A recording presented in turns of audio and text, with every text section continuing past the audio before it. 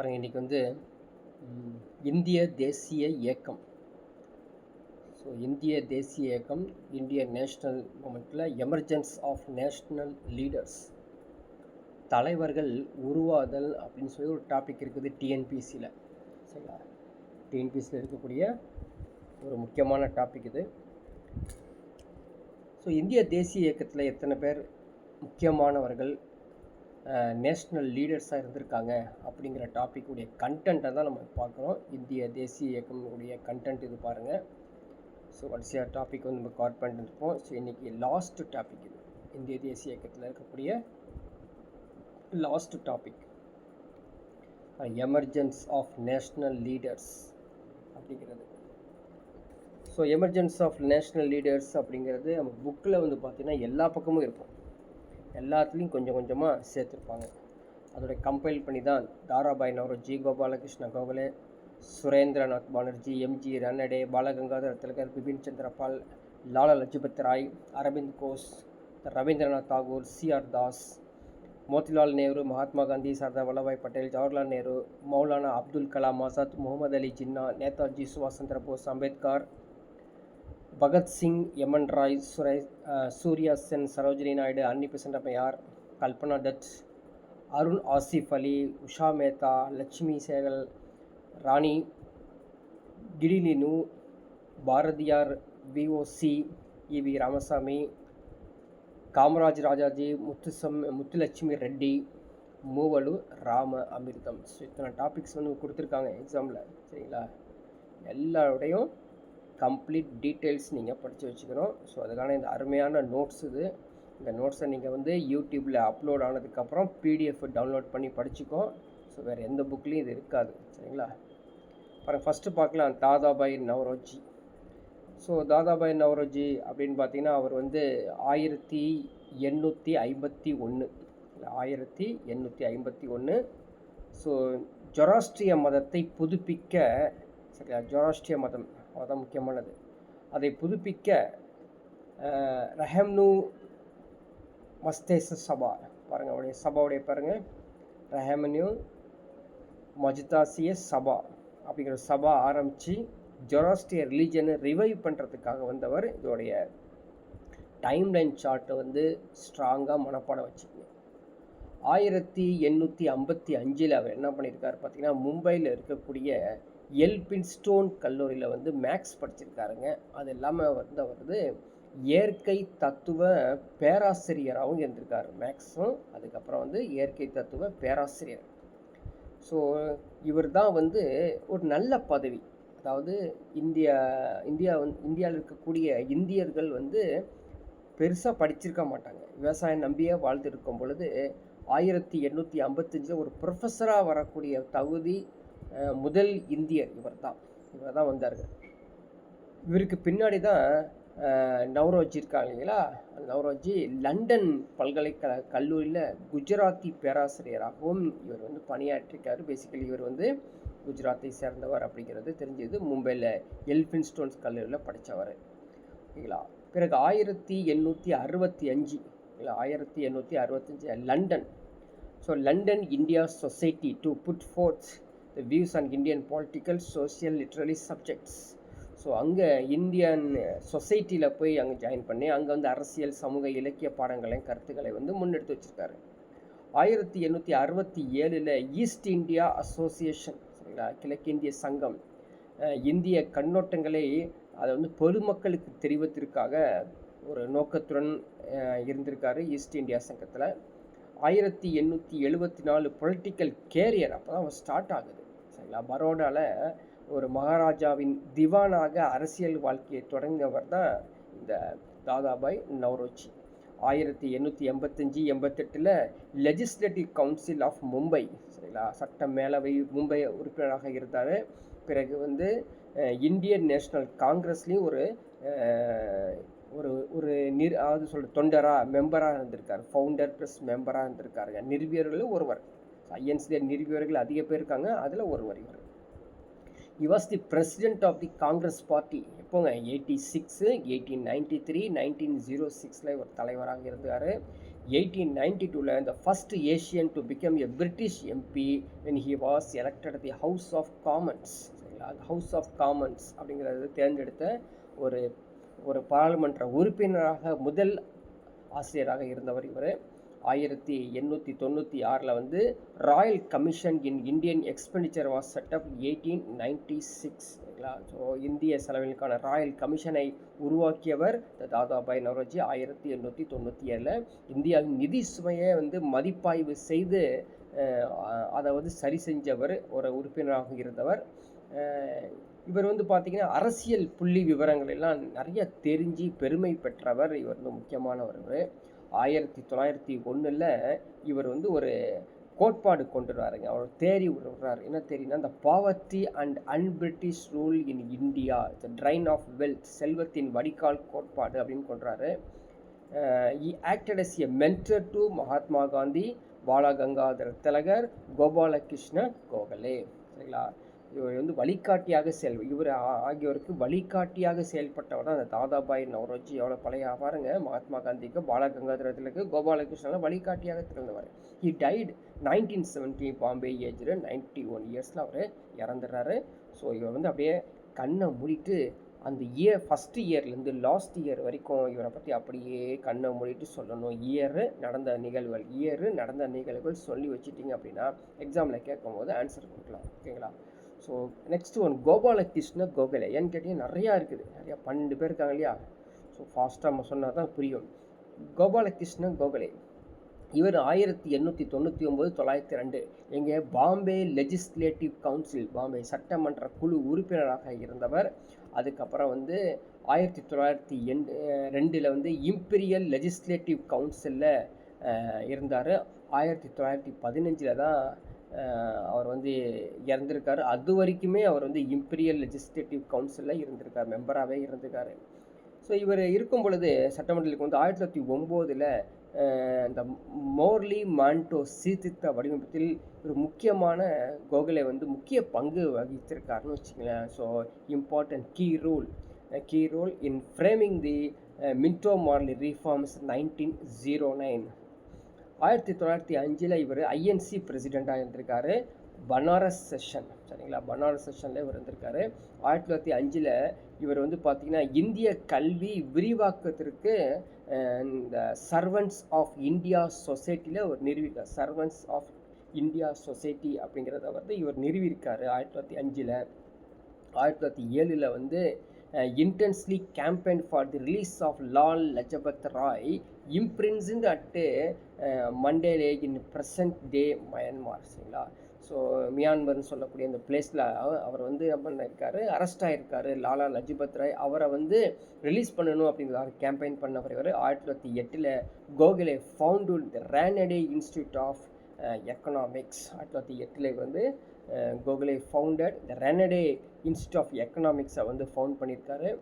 அதுக்கப்புறம் நிறையா அவர் வந்து பார்த்திங்கன்னா Sarvajanik Sabha journal started by Govind Ranade, started English weekly எடுத்திருக்காரு. Hitavada the people's paper. So இது மாதிரி நிறையா வந்து அவர் ஆரம்பிச்சிருக்காருங்க. இந்த recorded by Mahatma Gandhi is political guru. சரிங்களா? மகாத்மா காந்தியால் தனது அரசியல் குருவாக கருதப்பட்டவர் இவர். காந்திஜி குஜராத் மொழியில் தர்மத்தா கோகலே என்ற தலைப்பில் அவருக்கு வந்து ஒரு அர்ப்பணிக்கப்பட்ட புக்கையும் எழுதியிருக்காராமா. சரிங்களா? தர்மத்தா கோகலே அப்படிங்கிற புக்கு எழுதியிருக்காரு. சரிங்களா? அடுத்தவர் பாருங்கள், சுரேந்திரநாத் பானர்ஜி. இவர் 1968 traveled to England and cleared ICS examination in 1871, the first posting in Silent Assistant Magistrate. England பயணம் செய்து அங்கே ஐசிஎஸ் எக்ஸாம் வந்து பாஸ் ஆகி தேர்ச்சி பெற்றிருக்காருங்க. உதவி மேஜிஸ்ட்ரேட்டராக இவர் வந்து முதல் இவரோட பதவி வந்துருக்குதுங்க. இவர் வந்து கல்கத்தாவில் ரிப்பன் கல்லூரியின் மெட்ரோபாலிட்டன் கல்லூரியில் வந்து ஆங்கில பேராசிரியராகவும் இவர் பணியாற்றிருக்காரு. 1876 founded the Indian association with Anand மோகன் Bose. Objective was to integrate Hindus and Muslims merged with INCs in 1885 in Bombay. So 1885 பாம்பேயில் ஐஎன்சியுடன் இணைக்கப்பட்டது. எது இணைக்கப்பட்டது? இந்துக்கள் முஸ்லிம்கள் ஒருங்கிணைப்பதற்காக இந்திய சங்கம் இவரால் நிறுவப்பட்டு, அது ஆனந்தமோகன் போஸுடன் இணைந்து இவரால் நிறுவப்பட்ட 1876ல் 1885ல் ஐஎன்சியோட இணைச்சிட்டாங்க. 1879ல் பெங்காலி அப்படிங்கிற நியூஸ் பேப்பருக்கு founded in 1860, Girish Chandra Ghosh, the first Indian journalist to be arrested for the publishing nationalist remarks in his paper. இந்த பெங்காலி அப்படிங்கிற செய்தித்தாள் வந்து 1879ல் வெளியிட்டாருங்க. அதுக்காக அவர் வந்து பண்ண தேசியவாதக்காரில் அவர் கைது செய்யப்பட்டு பத்திரிகையாளராக கைது செய்யப்பட்ட முதல் இந்தியராக நம்ம வந்து ஞாபகம் வச்சுக்கணும். 1895ல் பூனே மாநாடு, 1902ல் அகமதாபாத் மாநாடு. இந்த 2 மாநாடு இந்திய தேசிய காங்கிரஸுடைய மாநாடு. இந்த மாநாட்டில் வந்து இவரே தலைமை தாங்கி தலைவராக தேர்ந்தெடுத்து வெற்றி பெற்றிருக்காரு. அது இல்லாமல் இவர் வந்து 1905ல் வங்க பிரிவினைக்கு எதிராக செயல்பட்டவர். சரிங்களா? The most conspicuous protestors of the partition of Bengal. So 1909ல் மின்டோ மார்லி சீர்திருத்தத்தை இவர் வரவேற்றியவர். சரிங்களா? 1919 மான்டேக் செம்ஸ்போர்டு சீர்திருத்தங்களையும் அட்வொகேட்டட் செல்ஃப் கவர்னன்ஸ் சுய ஆளுகையை ஆதரித்ததையும் இவர் பண்ணியிருக்காரு. அதே மாதிரி லிபரல் ஃபெடரேஷனை ஃபவுண்டேஷன் ஆனவர். அவர் தான் நிறுவினார். லிபரல் கூட்டமைப்பை நிறுவியவர் இவர். சரிங்களா? அது 1921 இந்த minister of local self government in Bengal founded Calcutta municipal corporation to serve as a citizen. 1921ல் வந்து சுயராஜ்யம் அமைச்சர். அதே மாதிரி குடிமக்கள் செய்வதற்காக கல்கத்தா மாநாட்சியும் நிறுவியவர் இவர். One of the earliest leader. இவர் முக்கியமான லீடருங்க. அது மற்றவங்களை காட்டிலும் இது ஆரம்ப காலத்தில் இருந்த ஒரு முக்கியமான இவர் லீடருங்க. ஸோ அடுத்து வரங்க எம்ஜி ரானடே அப்படிங்கிறவர். இவர் தான் வந்து இவரும் எல்லாம் படித்தவங்க, பயங்கரமாக வந்து படித்து the first batch students at the university of பாம்பேயில் வந்து முதல் தகுதி பெற்ற ஒரு மாணவர்னு வச்சுங்களேன். 1871ல் பிரசிடென்சி மெஜிஸ்ட்ரேட் ஆனவர். 1885ல் he moved up the ranks as ஜட்ஜாகவும் ஆயிருக்கா பார்த்தீங்களா. 1891 he became a member of Bombay high court. So எத்தனை பதவி பாருங்கள், பெரிய பெரிய பதவியெலாம் எம்ஜிஆர் ரானடே பெற்றிருக்காரு. Also the member of Bombay legislative council. சரிங்களா? எம்ஜிஆர் ரானடே இந்த லெஜிஸ்லேட்டிவ் கவுன்சில் அவங்க எடுத்திருக்காரு. அது இல்லாமல் பேசிக்கலி சோஷியல் ரீஃபார்மர்ஸுங்க, திங்கருங்க, சிந்தனையாளர், குழந்தை திருமணங்களை எதிர்த்தவர், விதவைகளை மேலும் வந்து தீவிர சமூகத்திலிருந்து கொண்டு வந்தவர், சாதி அமைப்புக்கு எதிராக இருந்தவர், விதவை மறுமணத்திற்கு மறுமணம் பண்ணாமல் இருக்கிறதுக்காக அவர் வந்து எதிராக இருந்தார். ஸோ நிறைய வேலைகள் வந்து செஞ்சுருக்காரு. அதே மாதிரி பிரார்த்தனா சமாஜ் இவரால் உருவாக்கப்பட்டது. சரிங்களா? அதே மாதிரி பூனா சார்வஜனிக் சபா இவரால் உருவாக்கப்பட்டது. மகராஸ் girls education society of smaller scale indigenous industries இவரால் உருவாக்கப்பட்டது. இவர் வந்து ஒரு நிறுவன உறுப்பினராக இருந்தது இதுனா காங்கிரஸ் பார்ட்டியில். ஸோ இதனால் மிதவாதி மாடரேட் காங்கிரஸ் பார்ட்டியில் வந்து இவர் உறுப்பினராக இருந்திருக்காரு எம்ஜிஆர் ரானடே. அது இல்லாமல் இவர் வந்து பார்த்திங்கன்னா ஆங்கில படைப்புகளில் வடமொழியில் மொழிபெயர்த்தவர், முக்கியமானவர். பல்கலைக்கழக பாடத்திட்டங்கள் எல்லா பகுதியும் பிராந்திய மொழியில் கொண்டு வந்தவர். அது இல்லாமல் நிறைய புக்ஸுகளை வந்து இவர் வந்து வெளியிட்டிருக்காருங்க, பப்ளிஷ் பண்ணியிருக்காங்க. ஃபேமஸான ஒர்க் பார்த்தீங்கன்னா rise of Maratha power. So மராட்டிய சக்தியின் எழுச்சி அப்படிங்கிறது இவருடைய புகழ்பெற்ற படைப்பாக இருந்திருக்குது. இது மட்டும் இல்லாமல் CIE companion the order of the Indian empire. சரிங்களா? அதுக்காக வந்து அவர் பிரிட்டிஷ் கவர்மெண்ட் மூலமாக அவார்டும் வாங்கியிருக்காருங்க. அதுக்காக வந்து அங்கீகாரம் பெற்றவர். அடுத்து பாருங்க பால கங்காதர திலகர். இவர் பிறந்தது வந்து பார்த்தீங்கன்னா ரத்னகிரி, மகாராஷ்டிரா. சரிங்களா? அதாவது இப்போதைக்கு அந்த ரத்னகிரி மகாராஷ்டிராவில் லோகமானிய திலக் இவருடைய பேர் மூலமாக தான் வச்சுருக்காங்க, லோகமானிய திலக். 23 ஜூலை 1856ல் இவர் பிறந்தவருங்க. இவர் வந்து டெக்கன் எஜுகேஷன் சொசைட்டி, டெக்கன் கல்வி சங்கத்தை 1884ல் நிறுவியவர். இது மட்டும் இல்லாமல் பெர்குசன் கல்லூரியை நிறுவியவர் பூனேல 1885. ஓகேங்களா. ஸோ 1890 இந்திய தேசிய காங்கிரஸில் சேர்றாரு. அதுக்கப்புறம் வந்து நிறையா பக்தி, இந்து பக்தி, அதுக்கப்புறம் பிரிட்டிஷ் அரசாங்கத்தினால ஒடுக்குமுறைகள் எல்லாத்தையும் அவர் வந்து ஃபேஸ் பண்ணுறாரு. சத்ரபதி சிவாஜியின் பிறந்த நாளில் சிவ ஜெயந்தியை கொண்டாடியவர், முன்மொழிந்தவர் இவர். 1907 அவருக்கு வந்து சுயராஜ்யம் அவசியம், கண்டிப்பாக சுயராஜ்யத்தில் வந்து சேரணும் அப்படிங்கிறது வலியுறுத்திக்காரு.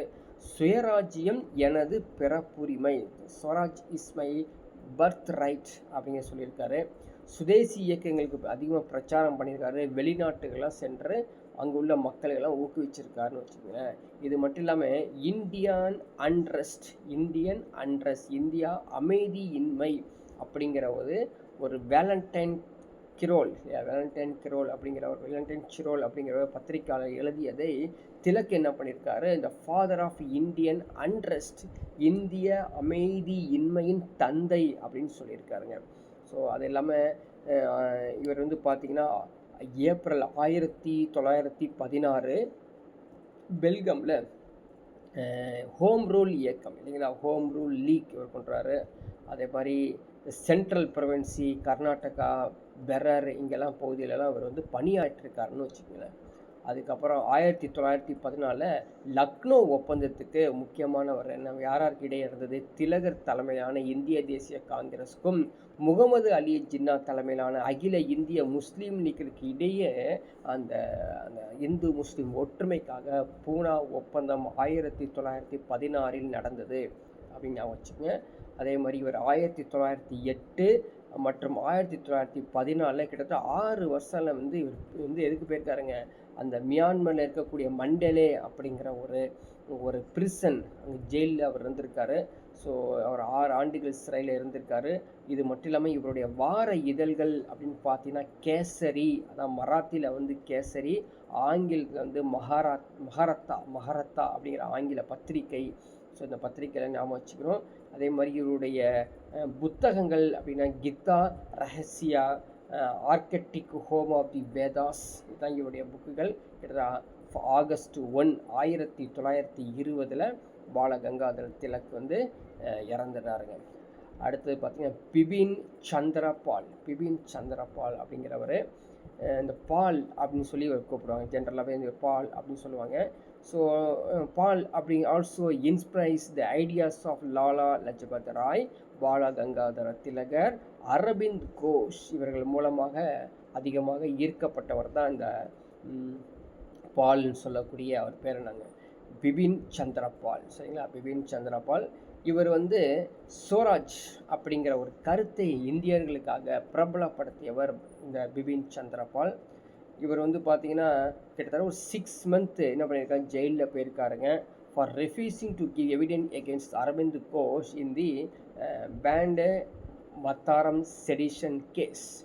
ஸோ அந்த பார்த்திங்கன்னா அந்த வந்தே மாதரம் சொல்கிறோம் இல்லையா, அந்த வந்தே மாதரம் தேசத்துக்கு தேச துரோக வழக்கில் இவர் வந்து அந்த சொன்னதுக்காக அரவிந்த் கோஷோட சேர்ந்து இவரும் 6 மாதம் ஜெயிலுக்கு போயிருக்காரு. அதே மாதிரி ஹி வாஸ் பிரில்லியன்ட் ஒராட்டர், சரிங்களா, சிறந்த பேச்சாளர், எழுத்தாளர். தி டெமோக்ராட்ஸ், தி இண்டிபெண்டன்ட் அப்படிங்கிறது இவருடைய முக்கியமான பத்திரிகை, பிபின் சந்திரபாலுடைய பத்திரிகை. அதே மாதிரி பரித்ரசக், வந்தே மாதரம், நியூ இந்தியா, ஸ்வராஜ் அப்படிங்கிற போன்ற செய்தியாளர் பத்திரிகைகளையும் செய்தி பத்திரிகைகளையும் விட்டவர் தான் இந்த பிபின் சந்திரபால். இவர் வந்து Indian nationalism, Swaraj, present situation, nationality and empire, basis of social reform, new spirit, studies in Hinduism, the soul of India. எத்தனை புக் பார்த்துங்க இவருடைய புக்கு, பிபின் சந்திரபாலுடைய புக்கு பாருங்கள். இந்தியா, தேசியவாதம், ஸ்வராஜ், தற்போதைய சூழ்நிலை, தேசியம் மற்றும் பேரரசு, அதே மாதிரி இந்து மதத்தில் புதிய ஆவி மற்றும் ஆய்வுகள், இந்தியாவின் ஆன்மா, இது மாதிரி நிறைய புத்தகங்கள் பிபின் சந்திரபால் விட்டுருக்காரு. அதுக்கப்புறம் 1886 காங்கிரஸில் சேர்ந்து சுதேசி மூமெண்ட் ஆரம்பித்தார்.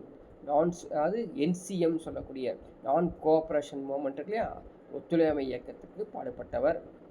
இந்த பிபின் சந்திரபால் மகாத்மா காந்திக்கு கொஞ்சம் சப்போர்ட்டிவாக இருந்து அமைதி வழியில் இருந்தீங்கன்னா எப்படிங்க நம்ம வந்து நம்ம சுதந்திரம் வாங்க முடியும் அப்படின்னு சொல்லி விமர்சிருக்காரு. காங்கிரஸ் கட்சியில் இருந்து காந்தி வழிபாட்டு முறைக்கு எதிரானவர். 1920ஆம் ஆண்டில் காந்தியின் ஒத்துழைமை தீர்மானத்தை பால் வந்து என்ன பண்ணுறாங்க, எதிர்க்கிறாருங்க. சுயராஜ்யத்தை பற்றியும் அவர் வந்து பெருசாகவும் பேசவில்லை. சரிங்களா? அதே மாதிரி so against to Mahatma Gandhi அப்படிங்கிற மாதிரி தான் இந்த பிபின் சந்திரபால் போயிட்டுருக்காரு. So Aurobindo Ghosh called Pal one of the mightiest the prophets of nationalism. Aurobindo Ghosh Pal தேசியவாதத்தின் வலிமை மிக்க தீர்க்கதரிசியாக அழைக்கப்பட்டவர். அடுத்து வந்து பாருங்கள் Lala Lajpat Rai. So Lala Lajpat Rai Punjab Kesari, he was also called Punjab Kesari, lion of Punjab. எப்படி அழைக்கிறாங்க பாருங்கள், இல்லை நான் வச்சு எக்ஸாம்பிள் கேட்பாங்க. பஞ்சாப் கேசரி என்று அழைக்கப்படுவர் பஞ்சாப் சிங் என்று அழைக்கப்படுற லாலா லஜபத் ராய். இவர் பேசிக்கலி லா படித்தவருங்க, கவர்மெண்ட் காலேஜில். சரிங்களா? லாகூரில் படித்தார். இன்ஃப்ளூன்ஸ் சுவாமி தயானந்தா சரஸ்வதி. அவர்கிட்ட வந்து ரொம்ப அவருடைய கொள்கையை ஈர்க்கப்பட்டவர். ஜாயின்ட் ஆரிய சமாஜ் ஃபார் அகெயின்ஸ்ட் அன்டச்சபிலிட்டி, தீண்டாமைக்கு எதிராக போராடியவர். இவர் வந்து அதிகமாக நம்பியது எதுனா இந்துவிசமுடைய ஐடியலிசம் வந்து நம்பியிருக்காரு.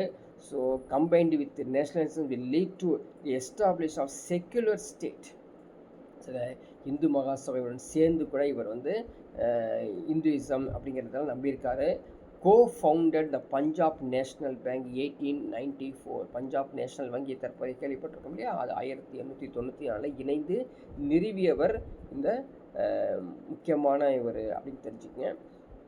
ஸோ இவருடைய பேர் வந்து திரும்ப ஞாபகம் வச்சுக்கோ. இவர் பேர் வந்து யார், லாலா லஜபதி ராய் அப்படின்னு ஞாபகம் வச்சுக்கணும். ஸோ அடுத்த இவர் வந்து பார்த்திங்கன்னா ஆரியா கெசட்டின், இவர் வந்து ஆரியா கெசட்டின் ஆசிரியராக இருந்தவர். 1890 இந்து ரிலீஃப் மூமெண்ட், இந்து நிவாரண இயக்கம், அதில் பாதிக்கப்பட்ட மக்களுக்கெல்லாம் வந்து லாலா லஜபத் ராய் உதவி இருக்கார். 1907 அரசியல் கிளர்ச்சியாளராக முக்கியமாக இருந்தவர். He was deported to Burma without trial, விசாரணை இன்றி பர்மாவுக்கு கடத்தப்பட்டவர் இந்த லாலா லஜபத் ராய். இவர் வந்து 1917 ஹோம் ரூல் இயக்கம், இங்கே அமெரிக்காவில் நியூயார்க்கில் உருவாக்கப்பட்ட ஹோம் ரூல் இயக்கில் வந்து இவரும் பங்கேற்றிருக்காரு. 1920 NCM non cooperation of movement சொல்கிறோம் இல்லையா, அதில் வந்து இவர் வந்து நாக்பூர் செஷனில் காங்கிரஸ் கூட ப்ரொட்டஸ்ட் பண்ணியிருக்காரு. அதே மாதிரி ரவுலட் சட்டத்துக்கும் ஜாலியன் வாலாபாக் அந்த மெசக்கர் நடந்ததுக்கும் படுகொலை நடந்ததுக்கும் இவர் வந்து எதிராக செயல்பட்டவர் லாலா லஜபத் ராய். 1921 இந்த சர்வன்ட்ஸ் ஆஃப் பீப்புள்ஸ் சொசைட்டி நிறுவியவர். அதே மாதிரி ஆல் இண்டியா ட்ரேட் யூனியன் காங்கிரஸில் பிரசிடெண்ட்டாக தேர்ந்தெடுக்கப்பட்டவர். 1926 elected deputy leader of central legislative assembly அப்படின்னு தெரிஞ்சுக்கோ. 1928 he moved the resolution of assembly the refusing cooperation with Simon கமிஷனுக்கு எதிராக இவர் வந்து தீர்மானத்தை கொண்டு வந்ததுக்கு எதிர்ப்பு தெரிவித்தார் 1928. ஓகேங்களா? பிறகு லாகூரில் சைமன் கமிஷனுக்கு எதிராக மௌன போராட்டத்தை நடத்தியவர் இந்த லாலா லஜபத் ராய். ஸோ காவல்துறை கண்காணிப்பர் ஜேம்ஸ் ஸ்காட் அவர் மீது கொடூரமாக லத்தி சார்ஜ் செய்யப்பட்டார். சில வாரங்களுக்கு பிறகு அவர் காயங்களால் தாங்க முடியாமல் இறந்துட்டாருங்க. ஸோ அடுத்தது அரவிந்த் கோஷ். ஸோ அரவிந்த் கோஷ் கல்கட்டாவில் 15 ஆகஸ்ட் 1872 பிறந்தார். இவர் வந்து நிறையா வந்து தத்துவம், நிறையா வாழ்க்கையுடைய தெய்வீக தத்துவத்தை வந்து எடுத்து மக்களுக்கு முன்வைத்தவர். 1892 பரோடா, தற்போதைய வந்து வதோதரா என்று அழைக்கப்படுகிறது. ஸோ கல்கத்தா ஆகிய இடங்களெல்லாம் வந்து பல்வேறு நிர்வாகிகளை பதவிகளை வகித்து அவர் வந்து தன்னுடைய பிரச்சாரத்தை வெளியே கொண்டு போனார். he began study of yoga, Indian languages including classical Sanskrit இதெல்லாம் படிச்சிருக்காருன்னு வச்சுங்க. 1902 1910 வரைக்கும் ஆங்கிலேயரிடமிருந்து இந்தியாவை விடுவிக்கும் போராட்டத்தில் பங்கேற்றவர் இந்த அரவிந்த் கோஷ். இவருடைய இங்கிலீஷ் பேப்பர் 1900 வந்தே மாத்தரம் அப்படிங்கிற அது வந்தே மாதரம் அப்படிங்கிற ஒரு ஆங்கில செய்தித்தாளை விட்டிருக்காரு 1908. He was present Alipore bomb case. So Alipore வெடிகுண்டு வழக்கில் இவர் உள்ளே போயிருக்காரு. ஸோ பிரிட்டிஷ் இந்தியாவை விட்டு வெளியேறி பிரெஞ்சு காலனியான பாண்டிச்சேரியில் தஞ்சமடைந்தவர். பிறகு 1927 ஆன்மீக தேடுதல் சமூகத்தை சேர்ந்தவர். அரவிந்த் கோஷ் தனியாகவே ஒரு ஆசிரமம் உருவெடுத்து வாழ்ந்துட்டு வந்தார். அதே மாதிரி பகவத்கீதை அதன் செய்தியும் இவருடைய முக்கியமான நூல். அதே மாதிரி new lamps of for world is written the Sri Aurobindo Ghosh published 1893. இவருடைய படைப்புகள் எல்லாமே இது. ஸோ அடுத்தவர் பாருங்கள் ரவீந்திரநாத் தாகூர். ஸோ ரவீந்திரநாத் தாகூர் இவர் கல்கட்டா பிறந்தவர். 7 மே 1861 கல்கட்டாவில் பிறந்தவர். ஸோ இவர் ஒரு அவுட்ஸ்டாண்டிங் கிரியேட்டிவ் ஆர்டிஸ்ட்னு சொல்லலாம் இல்லைங்களா. நவீன இந்தியாவின் தலை சிறந்த படைப்பாற்றல் கவிஞர், நாவலாசிரியர். ஸோ பல பட்டங்கள் இவருக்கு இருக்குது. இந்திய கலாச்சாரத்தை மேற்கில் அறிமுகப்படுத்தியவர் இவர். டபிள்யூ ஹீட்ஸால் பாராட்டப்பட்டவர். குருதேவ், கவி குரு, பிஸ்வகாபி என்று குறிப்பிட அளவுக்கு ஒரு பட்டங்கள்லாம் நிறைய எடுத்தவர். இவர் மகாத்மா காந்தியுடைய மிகவும் நெருங்கிய நண்பர். இவர் he said have to given him the title of Mahatma. So Mahatma என்ற பட்டத்தை வழங்கியவர் இந்த ரவீந்திரநாத் தாகூர். யார் காந்திஜிக்கு மகாத்மா என்ற பட்டத்தை வழங்கியவர் Rabindranath Tagore. he had always stressed the unity of diversity is only possible way for Indian national integrations. So வேற்றுமையில் ஒற்றுமை தன் இந்தியாவின் தேசிய ஒருங்கிணைப்புக்கு ஒரே சாத்தியமானது வழி அப்படி சொன்னவர். 1929-37 இருக்கு நடுவில் பார்த்தீங்கன்னா he had spoken the world parliament religions. உலக பாராளுமன்றத்தில் 1929-37 இடையில் பேசினார். he is said to have composed over 2000 songs. 2000க்கு மேற்பட்ட பாடல்களை இயற்றி ரவீந்திர சங்கீத் என்ற தனித்துவ பாடல்களை அவருடைய தனி பாணியில் விட்டிருக்காரு. published his first poem aged 16 under the pen name பௌஷிமான்னு சொல்ல பானுசிமா அப்படிங்கிற புனை பேர் மூலம் இந்த பானுசிமா இல்லை பனுசிமா இந்த பேரை ஞாபகம் வச்சுக்கோங்க. இது வரைக்கும் வெளியே கேள்விப்படாது. ஸோ 16 வயது இருக்கும்போது பனுசிமா அப்படிங்கிற தன்னுடைய புனை பேரின் மூலமாக ரவீந்திரநாத் தாகூர் நிறையா கவிதைகளை இயற்றி பெற்றிருக்காரு. கீதாஞ்சலி, கரோபைரா, கோரா, மானசி, பாலக்கா, சோனாட்டோரி, ஏக்லோசலோத், அதே மாதிரி நிறையா பாடல்கள் எல்லாம் நிறைவு கூட முக்கியமான பாடல்கள். 1913 இவர் எழுதிய கீதாஞ்சலிக்காக இலக்கியத்திற்கு நோபல் பரிசு கிடைத்தது. ஸோ இந்த இலக்கிய பரிசு நோபல் பரிசை பெற்ற முதல் ஐரோப்பிய அல்லாதவர் அப்படிங்கிற பெயரை பெற்றவர் இந்த Rabindranath Tagore. Gave the national anthems கொடுத்தவர் ஃபார் 2 countries, இந்தியாவுக்கும் பங்களாதேஷுக்கும் நேஷ்னல் தேசிய கீதங்களை கொடுத்தவர் யார்? இந்த ரவீந்திரநாத் தாகூர். 1921 விஸ்வ பாரதி பல்கலைக்கழகத்தை நிறுவியவர். மரபு வழி கல்விக்கு சவாலாக இவர் இருந்தார். 1915 பிரிட்டிஷ் மன்னர் 5ஆம் ஜார்ஜ் இவருக்கு நைட் பட்டம், பிரிட்டிஷ் நைட் அப்படிங்கிற ஒரு பட்டத்தை கொடுத்துருக்காரு. நைட்ஹுட் அப்படிங்கிற பட்டம். இதான் கொஞ்ச நாள் கழிச்சு அந்த 19 ஜாலியன் வாலாபாக் நடக்கும்போது நைட்ஹுட் பட்டம் எனக்கு வேண்டான்னு சொல்லி துறந்தவர் இந்த ரவீந்திரநாத் தாகூர். அடுத்து சிஆர் தாஸ் சொல்லக்கூடிய சித்ரஞ்சன் தாஸ். இவர் பார்த்தீங்கன்னா 1891 இந்த Das completed the graduations from Calcutta presidency college. சரிங்களா, அந்த பிரசிடென்சி காலேஜ் முன்னெடுத்துட்டு இந்தியாவின் சிவில் சர்வீஸ் தேர்வை எழுதி இங்கிலாந்துக்கு சென்ற முதல் ஐசிஎஸ் தேர்ச்சியை அவர் பெறவில்லை. ஆனால் எக்ஸாம் எழுதுறதுக்கு போயிருக்காரு. 1893 இவர் இங்கிலாந்தின் சட்டப்படிப்பை முடிச்சுட்டு கல்கத்தா உயர் நீதிமன்றத்தில் வழக்கறிஞர் வராரு. 1908 அலிபூர் பாம்பே கேஸ், சரிங்களா, அந்த கேஸில் defended Aurobindo Ghosh and gained fame among இண்டியன்ஸாக இவர் வந்து செயல்பட்டிருக்காரு. அதே மாதிரி இங்கிலீஷ் வீக்லி வந்தே மாதரம் இல்லையா, வந்தே மாதரம் அதில் வந்து வார இதழில் பங்கேற்றவர் இவர். பிறகு இவர் வந்து பார்த்திங்கன்னா நிறையா பெங்காலி மொழியில் தீவிரமாக இவர் ஆதரித்தார். காதி மற்றும் குடிசை தொழில்களில் வந்து காரணத்திற்காக இவர் வந்து போராடி இருக்காரு. சரிங்களா. ஸோ இவருடைய பேர் வந்து சிஆர் சித்தரஞ்சன் தாஸ், மறக்கக்கூடாது, ஞாபகம் வச்சுக்கிட்டு அப்படியே அடுத்தது பார்க்கலாம். இவர் 1921 காந்தி அடிகள் சேர்ந்து என்சிஎம் உடைய வந்து இன்வால்வ் ஆகியிருக்காரு, நான் கோஆப்ரேஷன் மூமெண்ட்டில். ஸோ காந்திஜி 1922 அதை வந்து வித்ட்ரா பண்ணுறது இல்லையா, நிறையா வந்து பிரச்சனைகள் வந்ததுக்கப்புறம் நிறையா பில்டிங்ஸ்லாம் எரிஞ்சு கொலைகள்லாம் நடக்கும்போது இந்த என்சிஎம்மை வந்து வித்ட்ரா பண்ணுறாரு. Along with Motilal Nehru establish Swaraj party January 1923 இவருடன் சேர்ந்து இந்த சிஆர் தாஸ் வந்து நிறுவார். அதே மாதிரி மலஞ்சா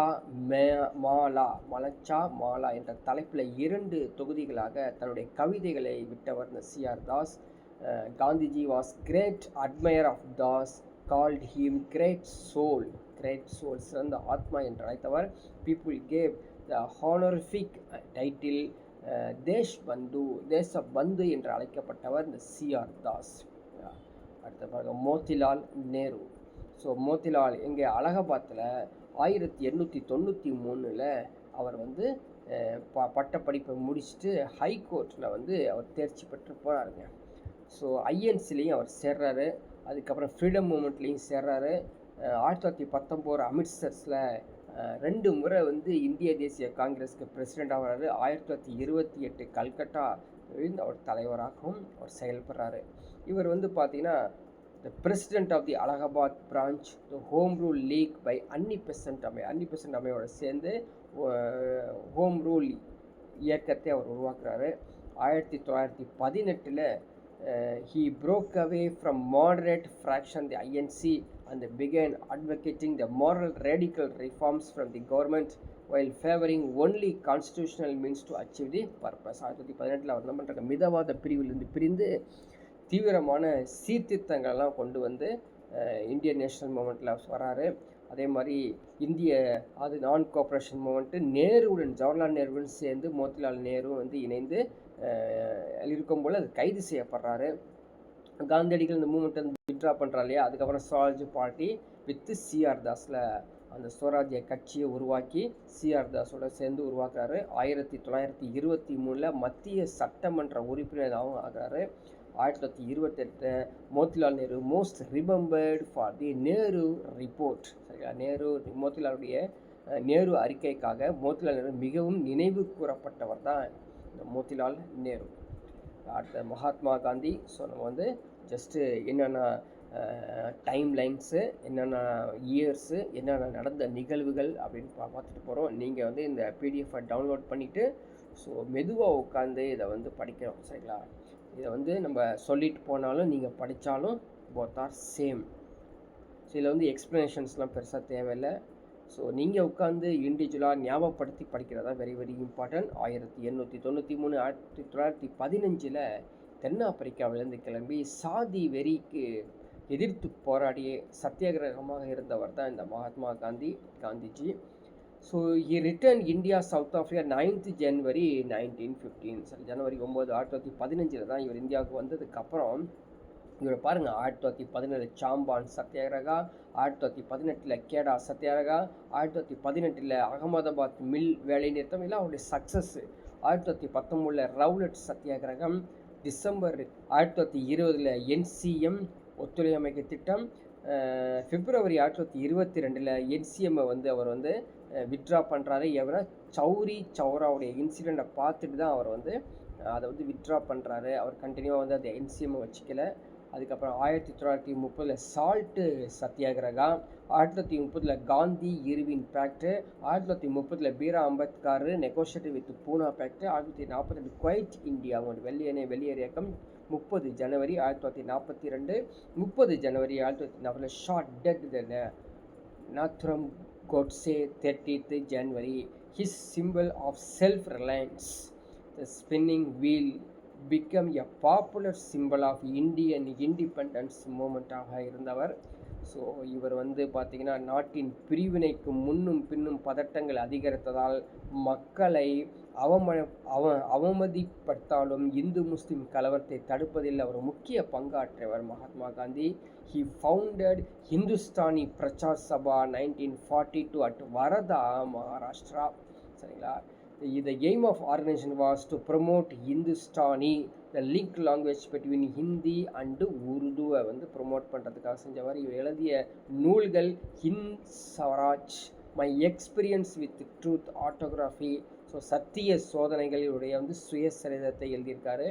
ஸோ ஃப்ரீயாக இருந்தால் புக்கெல்லாம் நீங்கள் உட்காந்து படிக்கணும். சொல்லுவாங்க இல்லையா, வரலாறு படி வரலாறு படை பார்த்திங்கன்னா இதெல்லாம் வந்து. ஸோ வரலாறு பொறுத்த வரைக்கும் எப்படி நினச்சிக்கணும், வரலாறு படிக்கணுமாம்மா. ஓகேங்களா?